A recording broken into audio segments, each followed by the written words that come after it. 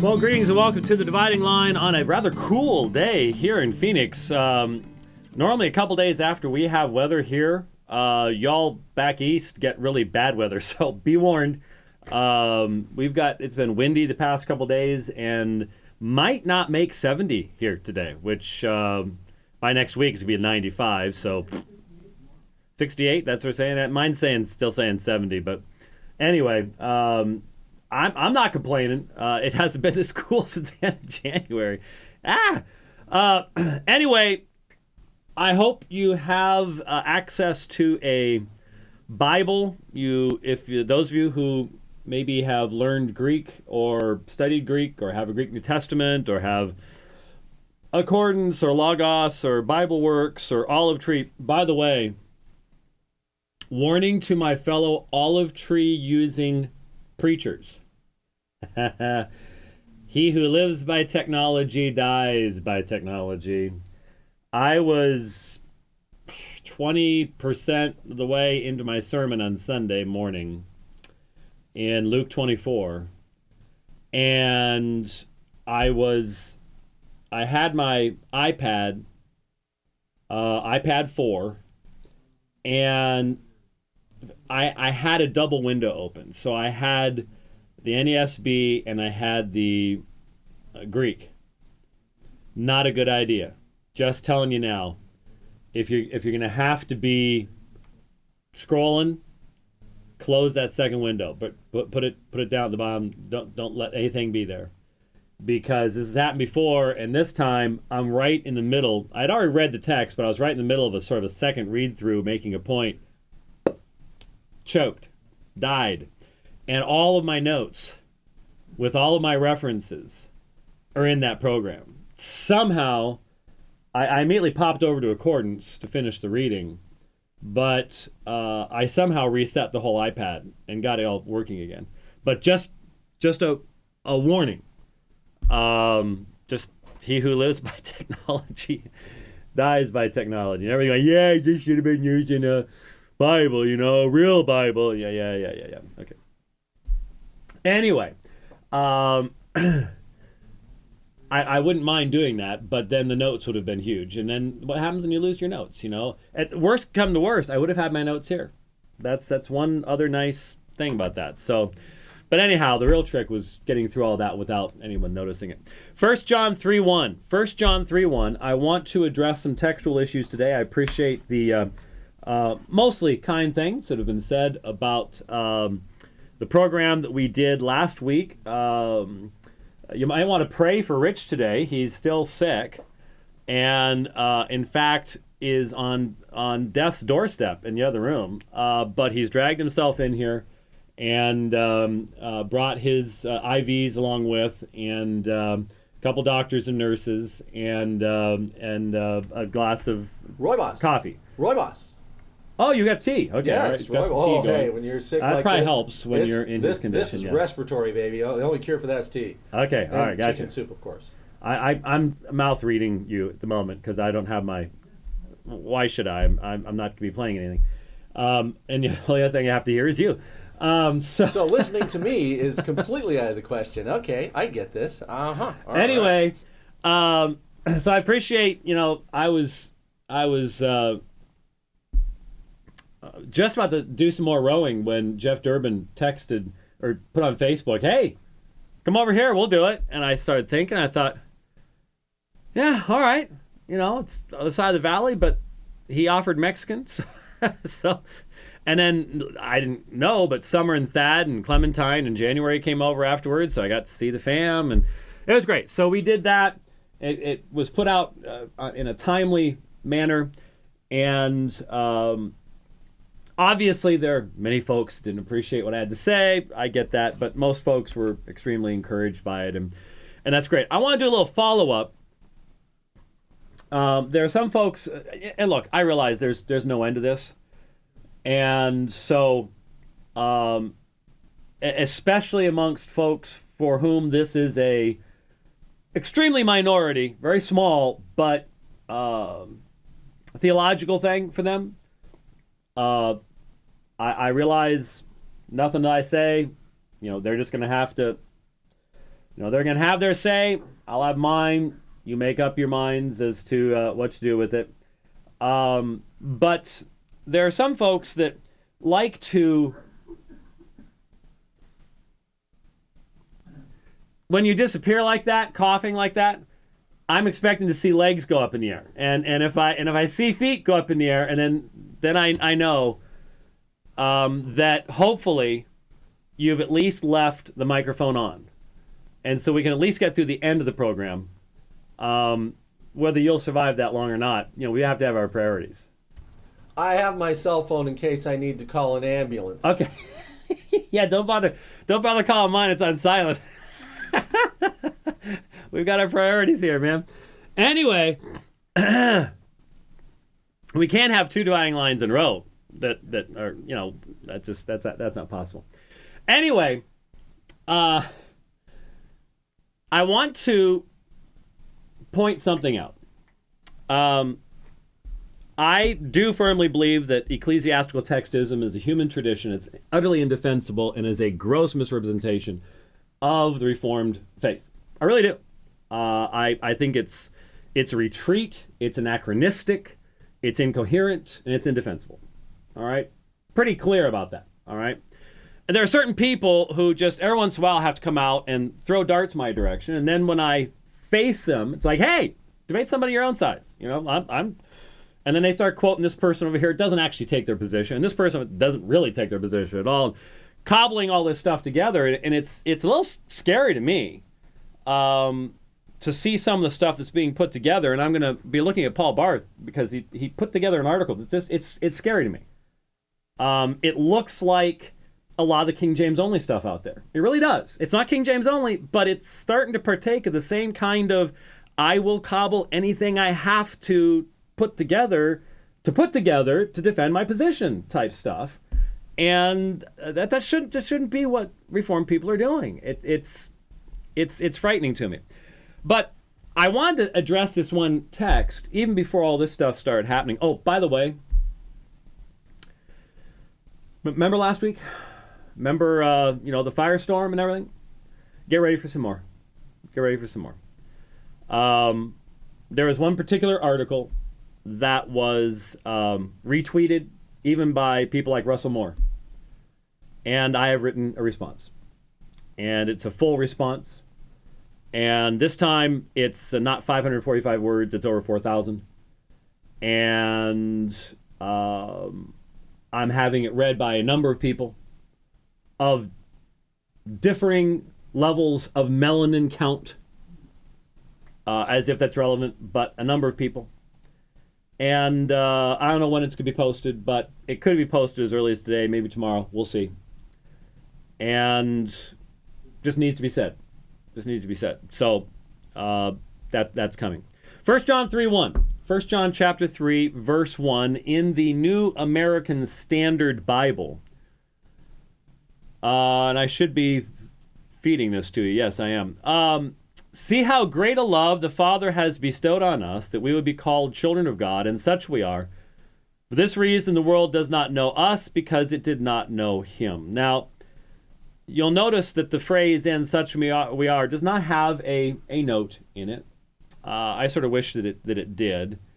I didn't take the time to look at other English translations to see if any noted. I know the New King James would, because it's not in the New King James. In the New King James and the King James, what I think is a rather important theological affirmation, the phrase "and such we are" is not present. It's not present in the King James Version. It's not present in the New King James Version, because it is not present in the Textus Receptus. And obviously, again, I need to explain that the Textus Receptus that is, I guess I have more than one here now, don't I? Oh, yeah, I do. Wonder why I have two. Should put that other one back in the other office. But this is the standard TR published by the Trinitarian Bible Society, simply called the New Testament. The Greek text underlying the English authorized version of 1611. That's what it says. That's a little bit misleading, because there was no printed Greek text exactly like this that existed between 1604 and 1611. None. This is not the first edition of Erasmus, or the third, or the fifth. It's not Stephanus 1550. I should have gotten that out. Didn't really have time to, but it's not the 1598 Beza. This is a unique text with unique readings. And as I've explained many times before, this is a Greek text based upon an English translation. That does not mean that someone went to the King James New Testament and back translated it into Greek. No. As is well known, what Scrivener did is he went to those printed editions and he looked at what the King James translators chose amongst the variants in the 7 printed editions they had, the 5 of Erasmus, Stephanus, and Beza, and created this text based upon the textual choices of the different King James translation committees. Now, there are a number of different committees, and there wasn't just, the King James translators as a whole. There were different committees for, the Gospels and the Pauline stuff and the Catholic epistles and so on and so forth. And so there actually wouldn't be even a consistency in selection of variants that would represent the entire committee, because it was broken down to subcommittees. But that's what this is. That's what this is. And when you turn to 1 John chapter 3, it says, Hina tekna theou kleithomen dia tuta hakasmas uganoskai hemas. So in order that we might be called children of God, for this reason the world is not knowing us. Now on the screen, you see Hina tekna theou kleithomen kai esmen dia tuta hakasmas uganoskai hemas. And there are 2 Greek words that are not in here that are in there. And they are kai esmen, which is and we are. And we are. Now, when you look at the textual data, let me blow this up just a little bit.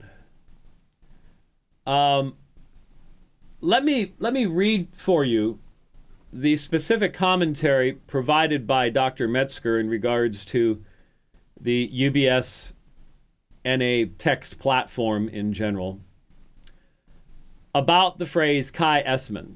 Although it can be argued that the words kai esmen are an explanatory gloss introduced by copyists in order to affirm the reality of the state previously described, it is much more likely that they are genuine, being supported by representatives of both the Alexandrian and Western types of text. The absence of the words in several of the later witnesses, KL most minuscules, followed by the Textus Receptus, is due either to scribal oversight, perhaps occasioned by graphical similarity with the preceding word, and we'll be looking at this right here. It's real small right there, but I will be blowing that up big time here in a second, so don't sweat it too much. But this is the majuscule text, Kleithomen kai esmen. Majuscule is sometimes called uncial. It's all capital forms, no spaces between words, and almost no punctuation. Or to deliberate editorial pruning of an awkward parenthetical clause. Now, I suppose it's helpful first to understand why scholars feel comfortable at times saying what a scribal error was. There's a movement today that, interestingly enough, some of the ET guys are starting to grab hold of without realizing how self-contradictory they're being. To be honest with you, some of the ET guys have never collated a manuscript in their life. They've never actually had to work through a variant on their own. their primary text is the Westminster Confession of Faith, which was never designed to actually teach you how to do textual criticism. And the movement is something that I have really criticized Bart Ehrman and modern textual scholars for. Ehrman feels that we've pretty much arrived at the best version of the original text that we can come to, and now we're just moving little pieces around and not really doing anything because the current state of the manuscript tradition can't get us any closer than we are. So all you can really do now is start to exegete the variants to see if you can, in essence, do some mind reading. Arguably, to this day, his still most popular scholarly work is called The Orthodox Corruption of Scripture. And what that has allowed him to do is to pretend that he can get in the mind of scribes that lived 15 to 1900 years ago. And go, well, this was the great controversy of the day, so this person must have been thinking that. The fact of the matter is, you don't know what any scribe was thinking. No one can mind read someone from that far away. Unless they provided a marginal note, the reason that they messed up or made a mistake could have absolutely nothing to do with any type of theological concern or anything else. They just might have had an argument with their best friend that day and they're distracted. They might have had a really bad cold, their sinuses were going, their eyes were watering, and they just couldn't see well. You just don't know. It is a fool's errand to try to become, what was the Johnny Carson thing where he'd stick the... Karnak, the textual critic. That's Karnak, the textual critic. You just stinking don't know, okay? You just don't know. And Augustine didn't know either. We'll mention that a little bit later on. So if it is impossible to know what they were thinking, then how can you even talk about recognizing scribal errors? Well, because there are common errors of vision and common errors of hearing that we continue to make to this day. Words that have similar sounds to them. For example, in English, there's all sorts of words that are pronounced the same but have completely different meanings. Light, L-I-G-H-T, can be that stuff up there. It's coming down from the ceiling. It can be something that is not heavy. L-I-T-E is another, textual criticism. Light. There's all sorts of different ways that you can understand that. And it's one of the reasons English is a difficult language for people from another language to learn, because we have so many of these terms and so many different spellings and all sorts of stuff like that. And so if you're writing something down that someone is reading, it's very easy, especially if you're doing it for a lengthy period of time, to see how substitutions could be made and errors of hearing could take place. But most early copying wasn't done in scriptoriums. There were some that were, but especially during periods of persecution, it would be more likely that it would be errors of sight. And there was always a period of time when one person would just be copying another manuscript. It's called your exemplar. So you're copying from your exemplar, and there are errors of sight that we continue to make to this very day. It's a little bit easier now, cutting and pasting. Though, have you ever missed the first letter or the first word of a cut and paste because you didn't realize that your selection had started wrong?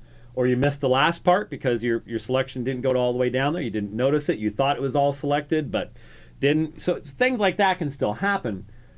But back in my day, when I was writing papers in high school and college, I got my first computer about halfway through college.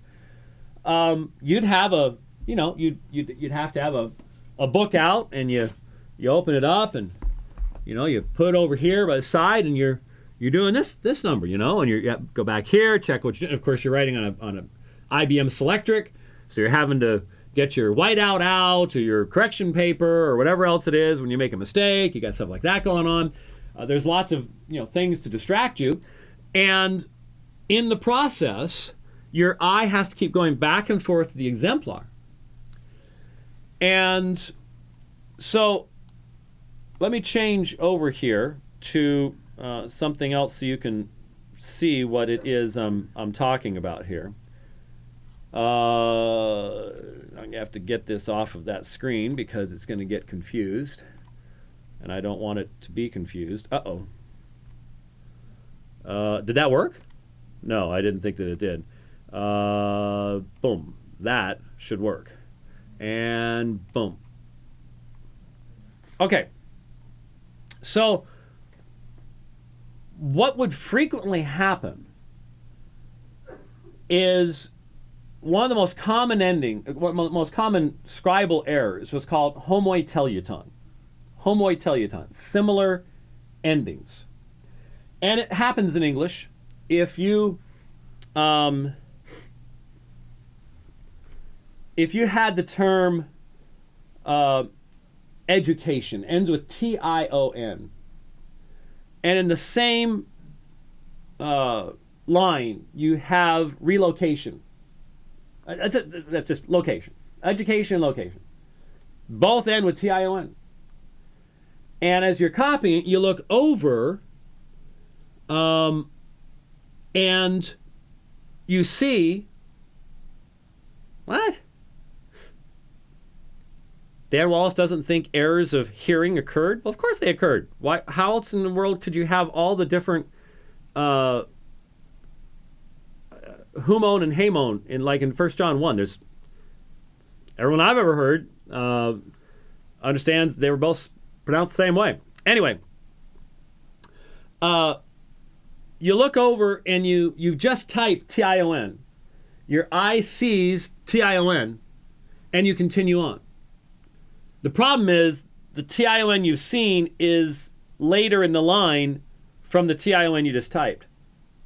And as a result, everything in between is gone.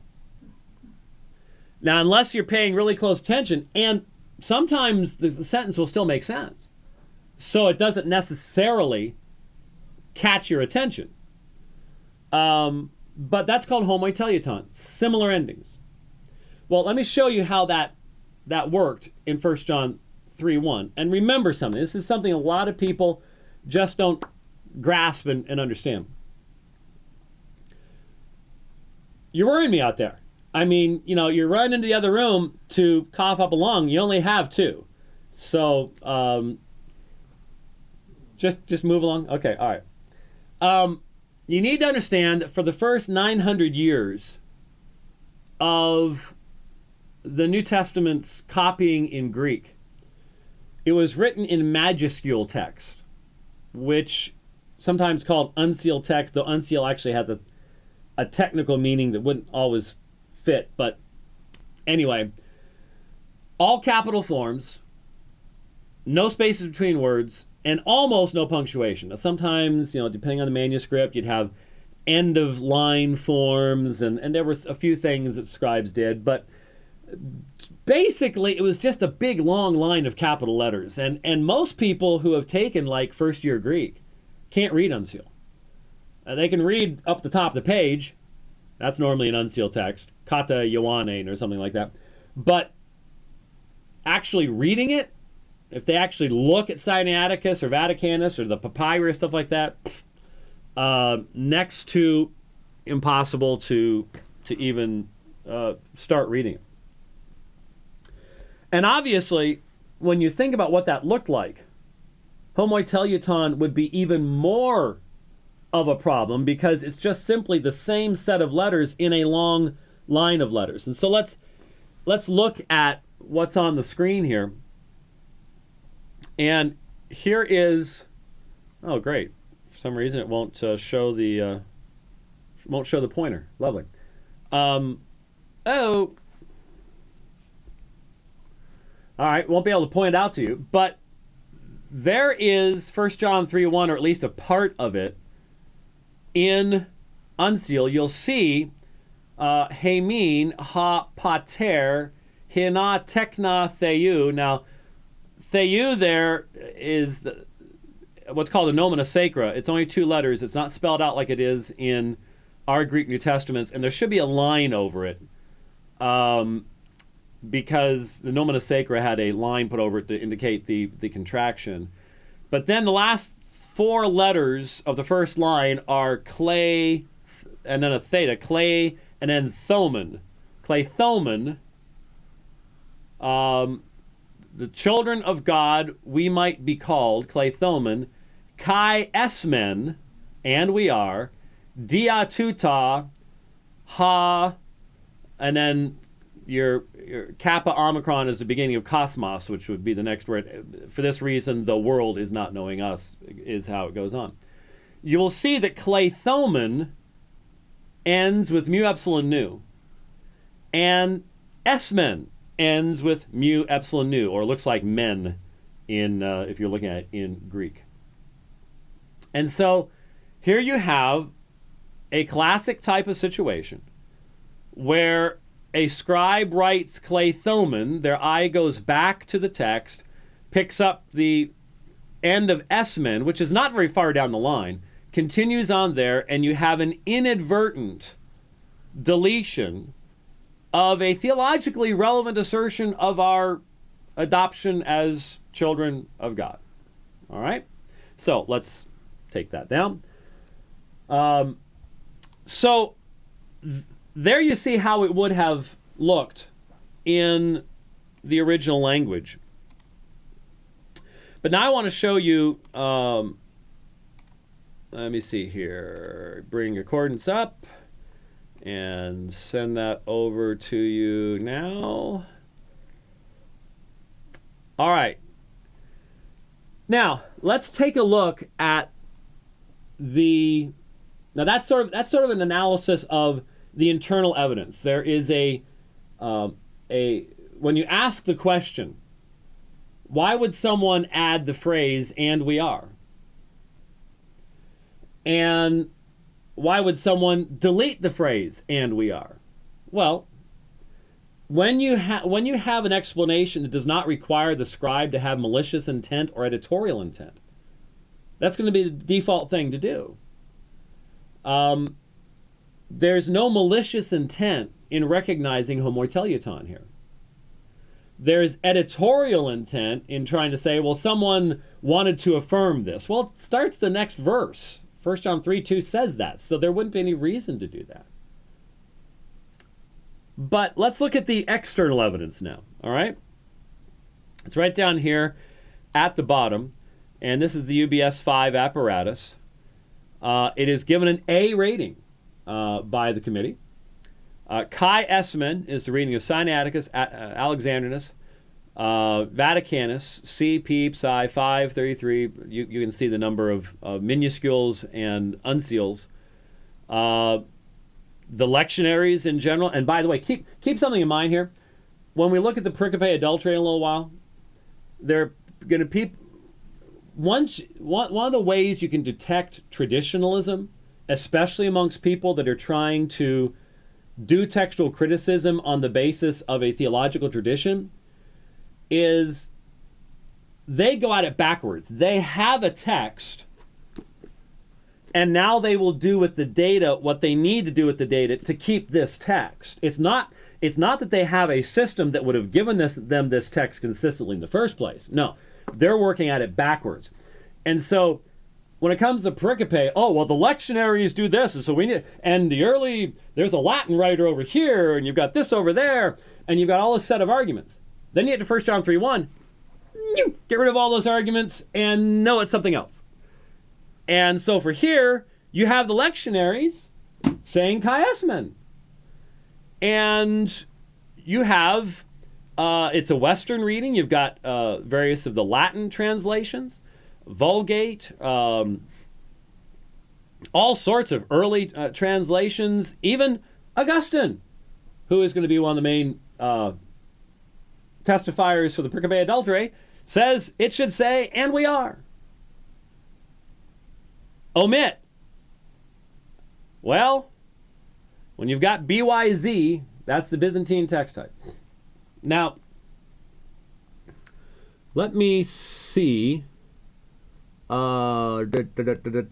Should have done this. Let me add a parallel here.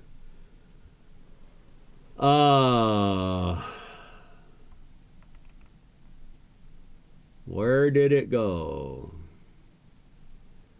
See, unfortunately, this is a different computer than my regular one, and so the texts are in a different listing here than they are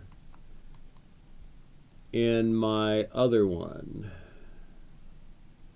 Huh. I don't have that on this one?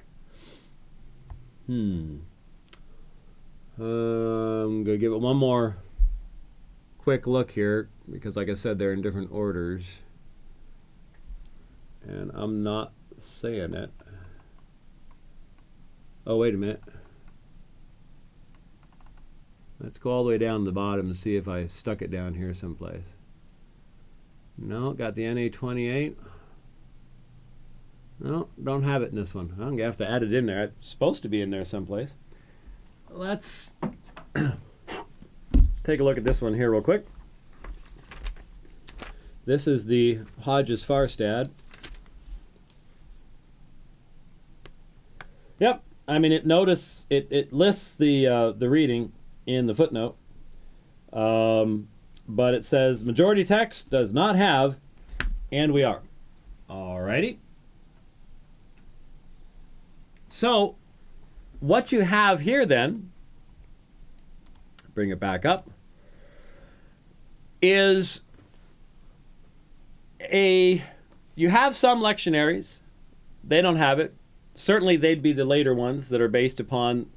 This is really a later Byzantine text versus all of the Alexandrian and Western texts and pretty much all the earliest stuff that we've got.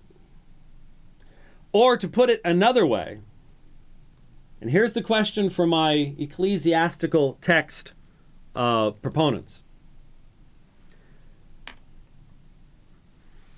What church do you mean when you say ecclesiastical? What church do you mean? Do you mean the Eastern Orthodox Church? Are you consistent with that? I mean, theologically, you don't mean that. You don't follow the Eastern Orthodox Church theologically. So when you say the church has given its approbation to these texts through usage, what church and when? Because, Paul Bart commented, said I was misrepresenting them because I point out the Vulgate. I wasn't saying they believe that. I was saying that they should have to come up with an argument against it. Well, the Westminster, anachronism. You all need to do some church history reading. You really do. Stop with the anachronisms. The argument of Rome against the reformers was an ecclesiastical text argument. They said the church for 1,100 years had used the same text, and they were right. So, if you're going to make your final authority the church, and then get all nebulous as to what that is, then you need to recognize how that argument has been used in the past. And the very texts that you are now dependent upon as the ET were written by people who rejected ET arguments. In their own day, they risked their lives to reject those arguments. You don't think that might be something you might want to think about? What church was it? If it wasn't the Western Church, Latin Vulgate, then Eastern Church. Okay, when? Council of Constance, maybe? I mean, what's the time frame? Because when you look at that textual evidence, you know what that tells you? When you look at the dates of those manuscripts, you know what that tells you? That in the year 1000, the Ecclesiastical Text, but let's just put it this way, the majority text in the year 1000 had the phrase chiasmin in it. Now, why would that stop being the majority reading? Because it wasn't in the Byzantine tradition, and the majority of texts produced in the West were Latin, and the Muslims took over North Africa and ancient Israel and up through Syria and so on and so forth, up to the gates of Constantinople. And so the vast majority of Greek texts produced after 1000 AD are from one area, and the text type in that area had experienced a scribal error based on homoteleuton, and therefore, over time, the deletion became the majority, but it wasn't in the year 500, it wasn't in the year 1000. So, the Byzantine text argument is going to say, well, okay, but that's why we're not majority text or Byzantine text. But the majority text guys are going to have to answer the question. And the ecclesiastical text guys are going to have to answer the question. So was the church in 1000 AD chop suey? Was it irrelevant? How about 500 AD? I mean, this is Christological controversies, Nicaea, Constantinople, Chalcedon. Sort of important, right? And so, what was their text in that day? The evidence is that their text had chiasmin, and we are. So, think about what your argument means when it gives you a different text depending on which century you live in. Deal with the material. Now, you know what the scary part is? The scary part is that what you're going to hear, I predict this. I will preemptorily take care of the counter argument. Well, it's clear that they had a lot of manuscripts that we don't have access to. Ah. So what you're saying is, when it comes to external evidence, you're not actually swayed by external evidence.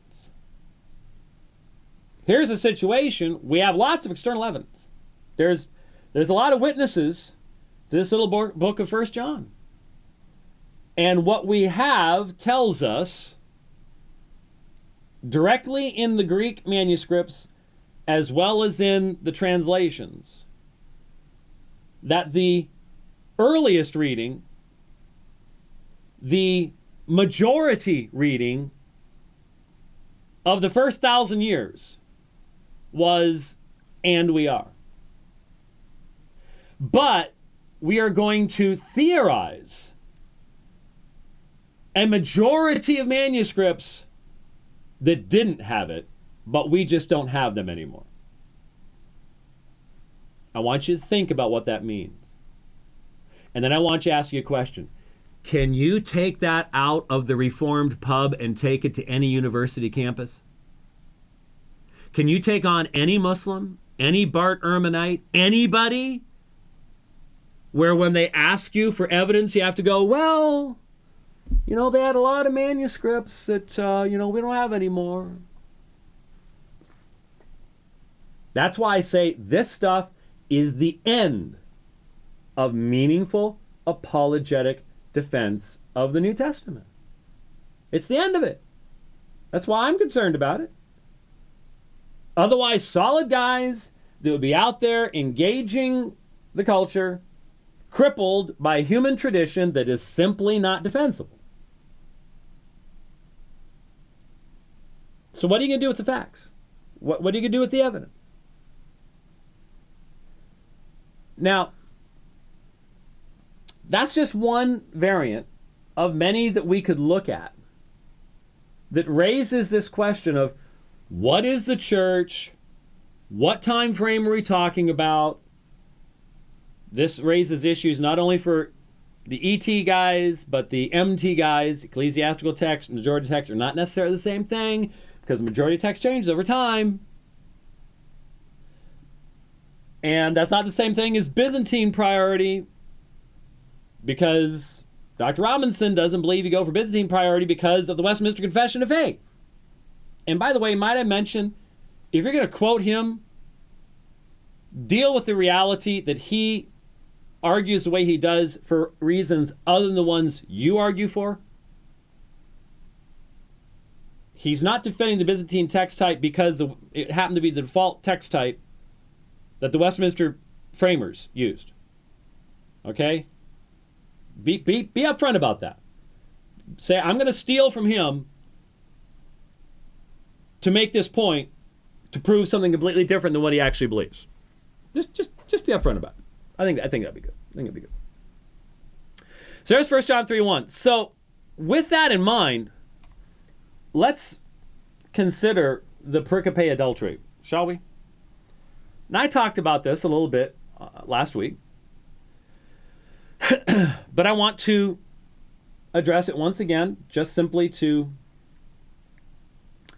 answer a few more questions.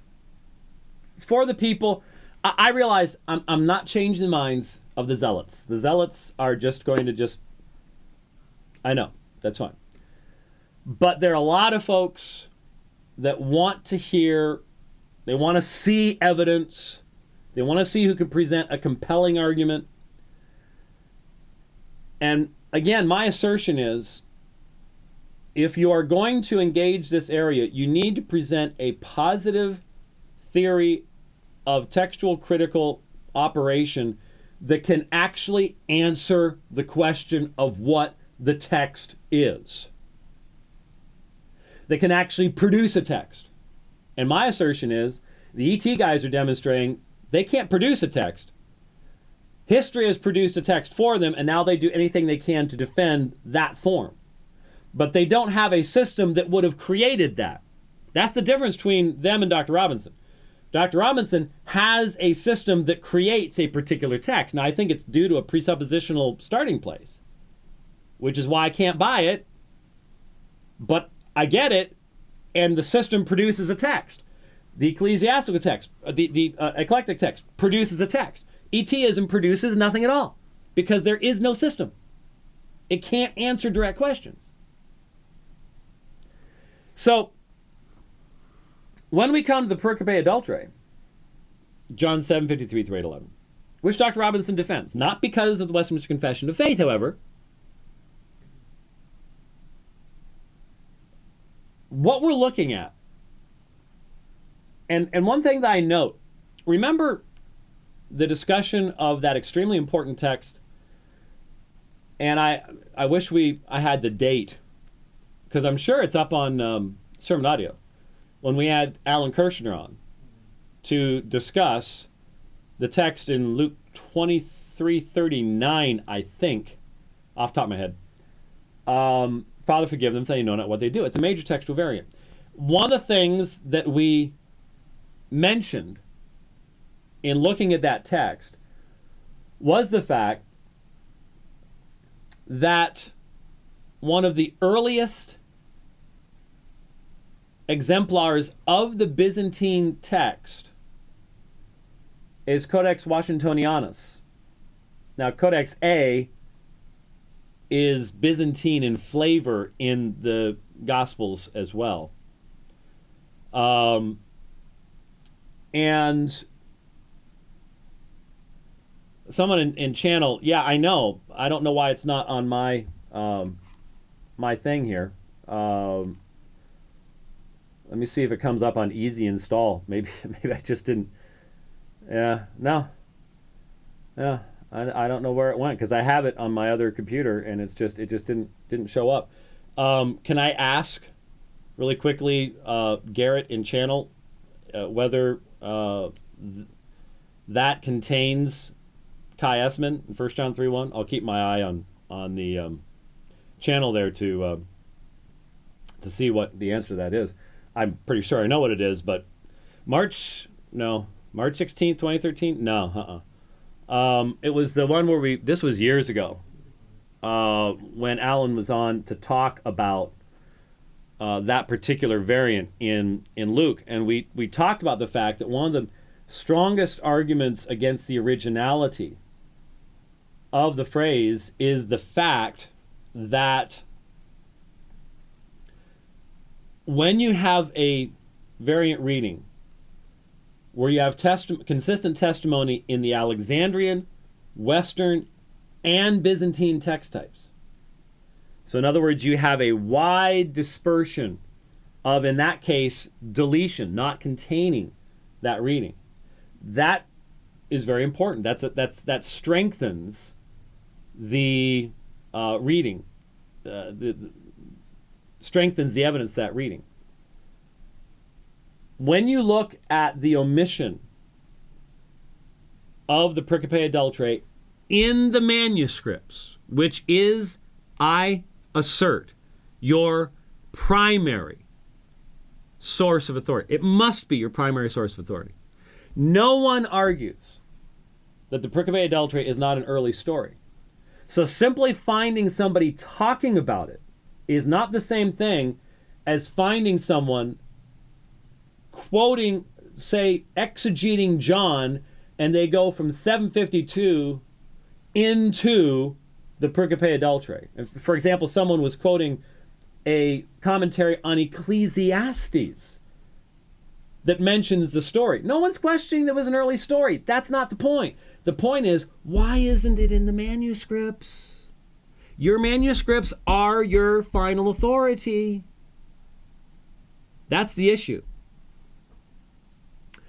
September 4th, 2008, according to Turretin Fan.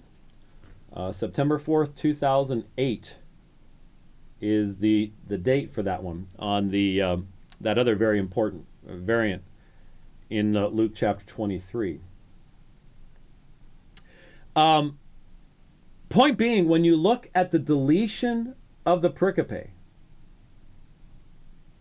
P66, P75, Sinaiticus, Alexandrinus vid means there would not have been enough space. That portion's missing, but when you look at what's there, where the lacuna is, and then afterwards, and you figure out how many letters and words you could have fit in there, there's not enough space for that 12 verse addition.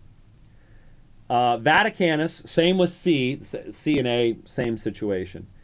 L and T, Washingtonianus, Delta, Theta, Psi, a number of minuscules, lectionaries, numerous versions of the Latin, Coptic, Sahidic, a number of versions of the Syriac, late manuscripts of the Syriac added in once it became popularized, Coptic, Armenian, Georgian, Slavic. In other words, in the year 500, what was the ecclesiastical text of John 7? I'm asking this of Paul Barth, Robert Truelove. In the year 500, since Brother Truelove chose to want to quiz my daughter about this last night, he says he didn't know it was her. Okay, I'll accept that. Not sure how you can be in the pub and not know who she is, but anyway, my turn to quiz you. What was the ecclesiastical text of the year 500 in the original language? Did it contain the Pericope Adulterae, yes or no? The answer is no. Unless, and here's where ETism collapses. Unless you're willing to go, well, they had a lot of manuscripts back there, and it might have been in them, and they're the ones that got destroyed. Or another of the arguments is, well, the ones that were read most often, they wore out, and so the good ones wore out, and all the bad ones survived over history, and blah, blah, blah, blah. It's all special pleading. Given the data that we have, which is more than for any other work of antiquity, given the data that we have, the majority text in the year 500 did not contain the Pericope Adulterae at John 7:53 through 8:11. It just didn't. And you have to have some other theory to explain how that reading arose. Now, and especially when the earliest documentable source that we have of a manuscript, not somebody knowing a story, but of a manuscript that includes it as the very text of John, the Gospel of John, is Codex Bezae Cantabrigiensis. That is not a reliable source. It just isn't. That's a major strike against it. I am told that the Robinson Pierpont text does not contain chiasm. I didn't think that it did, but I'm going to have to find out why. I have Robinson Pierpont on my other Mac, but not on this one. Or reorder the library or something. Maybe it's in there and I just didn't see it. I don't know, because I know I have it on my other. All right. So, people want to point out, well, look, one of the arguments that was made was, well, you should have known, though, that the reason that text is found outside of John, it's found 3 different places in John, but the reason it's found outside of John was due to lectionary rearrangement. Okay, how many other texts are like that? How many other texts are there that, due to lectionary rearrangement, appear in different books? And when we can demonstrate that lectionaries from one you sending me a message? That's the link to the show. The link to the show? Yeah. Okay. Yeah. Well, yeah. It was. You have September 5th of 2008. I think I had a different date from Turretin Fan. It's one of those you posted it the day after the show. Oh. Okay. Well. Yesterday. So it's 2008, and they'll be able to take a look at it. Book says I'm looking pudgy today. Yeah, not nice. I'll be more than happy to take Book with me on El Tour de Mesa on Saturday and see what he says then. Anyway, and once I get back to my other computer, which has all the torturing devices in Merc, we'll have some fun with Book at that point. Anyway, that's neither here nor there. What other texts also experience this same moving around due to lectionary reorientation? And when we can demonstrate that a lectionary was written in one century and the manuscripts in that century likewise have that reading in John, are you telling me that this is the only text they decided to move out of John to another gospel just for the fun of it? What other texts they do that to? You sure of this? I mean, honestly? The majority text had it, but they moved it to Luke, even though everybody looking it up in their manuscripts, it would be in John?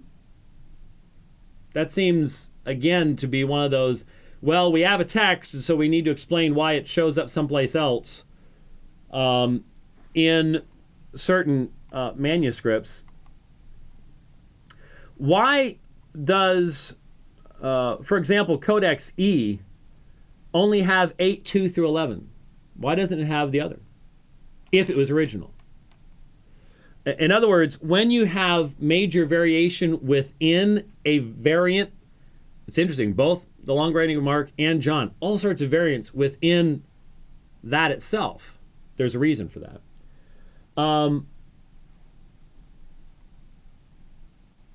A number have the text with asterisks or obeli. They put asterisks around it. Why would they do that? Indication they recognize it wasn't original. So that needs to be added, even though they have the text. That's their testimony. We know this. We have issues with this. This isn't. Some have only 8:3 through 11. including lambda with asterisks, a number of lectionaries. This is included, again, UBS 5 apparatus down here.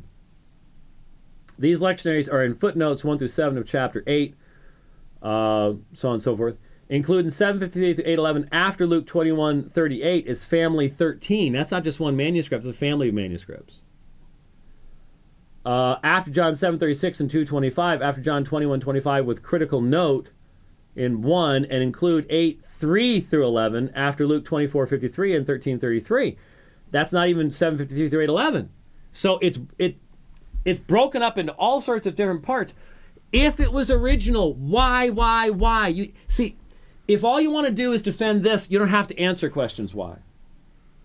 But if you want to actually know what John originally wrote, you are going to ask questions why this one segment with all this wild variation going all these different places, being cut up into parts. Why this one? Because if it was original, then why would there be all this chopping up of it? Doesn't make any sense. Unless it wasn't original, which is what the first 500 years of the church tells you. Right?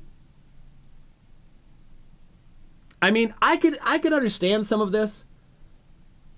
Maybe even up through the uncials when they were discovered.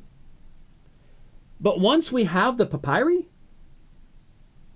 once we have P66, once we have P75, what are we arguing about here? Well, again, it's your theory. It's your theory. And does your theory explain where the text comes from, or are you taking a text and defending it and creating a theory behind it that would never survive cross-examination? Never survive cross-examination. That's really the question. Now, it was asked a number of times. Let me see here. Oh.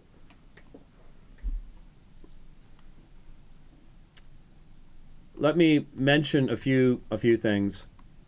Dr. White misrepresents the ecclesiastical text position as if it is popish and dismissively asserts the Latin Vulgate was the ecclesiastical text for a long time. He doesn't seem to understand what we mean by ecclesiastical text because our position explicitly refutes that claim. I well know what you mean by it, Mr. Barth. I was making an argument that evidently your traditionalism will not even allow you to listen to me carefully. Neither you nor Brother Truelove actually hear what I'm saying. I know what your position is. I know what you think the Westminster Confession of Faith is saying. You have anachronistically misinterpreted them. You're ignoring what happened after the Reformation.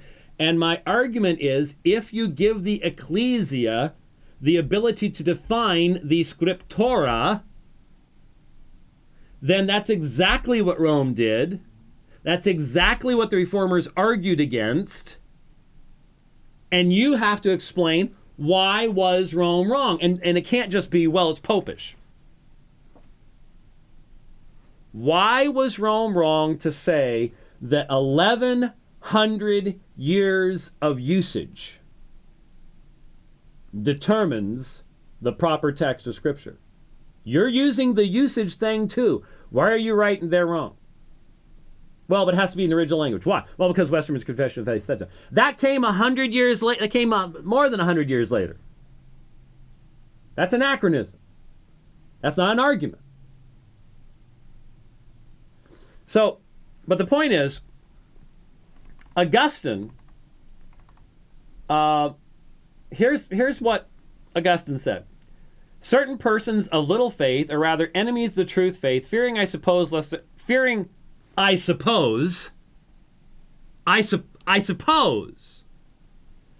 their wives should be given impunity in sinning, remove from their manuscripts the Lord's act of forgiveness toward the adulteress, as if he who had said, sin no more, had granted permission to sin. And then Mr. Barth goes on to try to establish Augustine as a textual critic.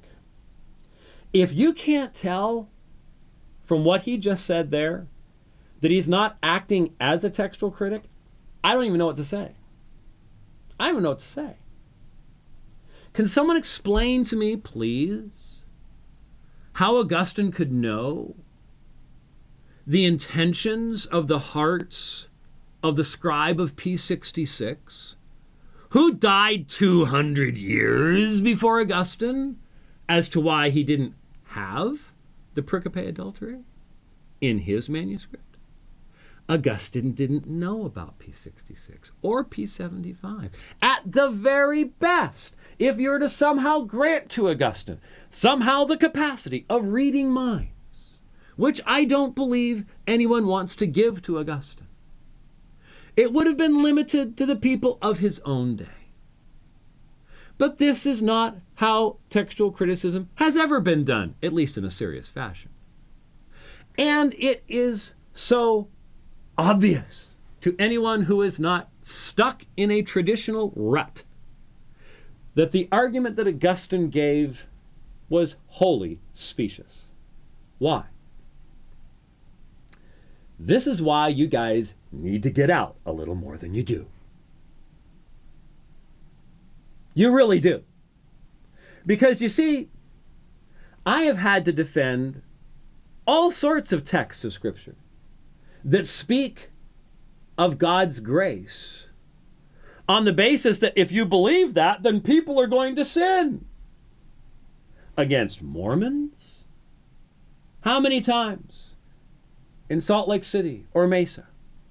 If you believe that, then people are just going to go sin. And you know how many times I have responded? You just quoted Paul. What shall we say then? Shall we continue in sin that grace may abound? May it never be, etc., etc. Muslims, over and over, look at what it says here in this passage. That can't be really the word of God, because that would mean you could do whatever you wanted to do. So tell me, how many of those texts have been removed from the New Testament based on this very argument from Augustine? Well, if you accept salvation by grace through faith, then that might give their wives impunity in sinning. And so they've removed it. Right?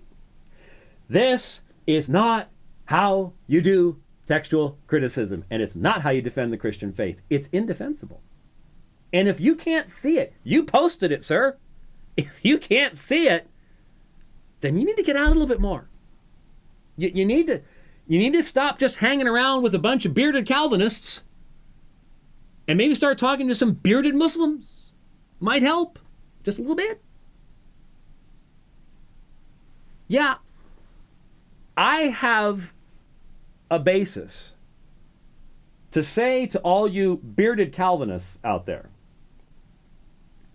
I mean, I don't do the big beard thing, but it's great to be a Calvinist. I believe that's what the Bible teaches. But sometimes Calvinists get really weird. And sometimes we get really imbalanced. And sometimes we need to get out there and quit worrying about all our little internal fights and arguments and this little movement and that little movement, and get out in the world and start preaching the gospel to people, and you'll find out that being a Calvinist gives you a powerful gospel. But if we're always just sitting around smoking our pipes or cigars, talking about how much of Turretin you read today, that ain't healthy.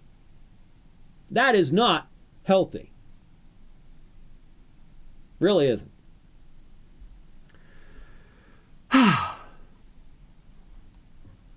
And you get to read the emails. I'm just so thankful for that. That's wonderful. That's great. Okay. Anyway, so I am. Oh, by the way, there's another quote. Here. Mr. Barth, stop trying to accuse me of inconsistency for having endorsed the Whitaker work. You don't understand what I'm talking about. All right? You quoted this one, but before I proceed, I deem it necessary for you to censure the madness of certain ancient heretics who impiously removed some certain and undoubted parts of Scripture from the sacred canon. Such heretics, indeed, there were in great numbers. As you read in Irenaeus, Tertullian, Epiphanius, Augustine, and others, I shall not endeavor to go through them all, but will enumerate for you the principal. You think I don't know that? You think I disagree with that? Who's he talking about? He's talking about the Gnostics. He's talking about people like Marcion. There were lots of people who did that. That's not what we're talking about here. You are missing categories. You're mixing categories. And that was my whole point. Whitaker's arguments are great, but they don't produce the specific text of variant readings. There is a difference between affirming the canonicity of the Gospel of Matthew and dealing with the specific reading of a particular text within Matthew. If you can't see what the difference is, are they related? Of course they're related. Are they identical? If you can't see the difference, you're not even touching the subject. Not even getting close to dealing with the subject at all. At all. So please stop quoting that. I know what Irenaeus... Have you read against the Gnostics? I mean, it's boring. But it's great information in regards to at least the forms of Gnosticism that Irenaeus had been exposed to. And do we need to know about the Gnostics? We need to know about the Gnostics. Did they fundamentally alter the text of Scripture? They fundamentally altered the text of Scripture. But that has nothing to do with the Pericope Adulterae at all. At all. So I wanted to address that particular issue. And it says, in order to discredit Augustine's testimony. No, I wasn't trying to discredit Augustine's testimony. I'm trying to place Augustine's testimony in the context that gives it historical meaning. I mean, I asked my Sunday school class on Sunday. We did a week before Sunday. Week ago Sunday. What were the two primary major theological conflicts that Augustine engaged in his life? And almost nobody got it. Would you feel confident answering that? You don't feel confident at all right now. But it's due to sickness, right? Totally due to sickness. I've used this as an illustration many, many times. How many times have you heard me quote B.B. Warfield? The Reformation, inwardly considered, was nothing more than the victory of Augustine's doctrine of grace over Augustine's doctrine of the church. Now, what was he referring to? He was referring to the fact that in the early part of Augustine's life, he dealt with the Donatist controversy, which was an ecclesiastical controversy, which led to the formulation of ex opere operato versus ex opere operandi sacramentalism. And it went back to Cyprian and Carthage and all that stuff, and would eventually lead to such negative things as inquisitions. Okay. When the Roman Catholics quoted Augustine, they could quote Augustine on the church because of the Donatist controversy. When the Reformers quoted Augustine, they could quote Augustine on grace, which was due to the Pelagian controversy, which was the second half of his life. Now, was he consistent when you put those two things together? Nope. Brilliant man. But a great example of why you have to look at somebody and go, yeah, you've read his stuff on the Trinity, and there's some good stuff in there, and then there's some stuff that's not so good. Well, yeah, then you're discrediting Augustine. No, I'm not. I'm putting Augustine in his historical position. And if you think I'm discrediting him because I happen to know what his historical positions were and where his contradictions were, then you're abusing church history, not me. Not me. In order to discredit Augustine's testimony, Dr. White also claims in the video that Augustine defended the Chronicles, the Apocryphal books, because they were in the Greek Septuagint, and he thought that represented the Hebrew canon. This is incorrect and misleading. Augustine distinguished between deuterocanonical books and canonical books and did not consider the Apocrypha to be on par with Scripture, which I suppose is why the church councils under his control actually said that they were in the canon, I suppose. He used the term canonical in a nuanced way. And then he gives Whitaker and Cayetan as explaining that. So what was he arguing with Jerome about? Again, Cayetan opposed what Trent eventually did. So there are reasons why people have tried to even play with Augustine. Augustine was just wrong. He just didn't have all the facts. That's a reality. And if you want to create a consistent textual system that bases your readings on someone hundreds of years later reading the minds of people before them, go ahead. I'll be really interested in seeing what text you produce. But I know, and I hope someday you come to know, you can't produce a text that way. All you can do is try to defend a traditional text you already have. You can't produce one. And you can't defend it against someone who will not adopt your starting presuppositions, which is not just simply the inspiration of Scripture. Please stop saying that's what I'm just going with what Westminster... No, you're reading into what Westminster said. And you're forcing them to address subjects they didn't address. That is an abuse of our heritage. All right, well, here I thought for a second that I was going to cover that real quickly. And then there was we'll have time next time around to look at the fascinating story that came out over a week ago now.